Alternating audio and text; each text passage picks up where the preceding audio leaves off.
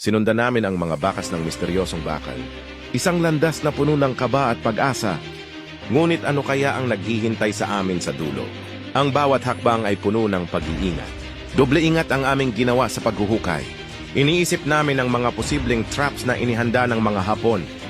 Mga lason, mga bomba. Ang takot ay nananatili, ngunit ang pag-asa sa pagtuklas ay mas malakas.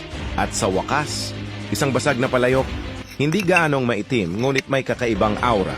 Isang palayok na nagtataglay ng isang nakatagong sekreto. Isang palayok na nagpapabilis ng tibok ng aming puso. Dahan-dahan naming tinanggal ang malagkit na putik. Ang kaba ay tumitindi at bigla. Isang tunog. Parang may espasyo sa loob. Natatakot, nanginginig, ngunit puno ng saya.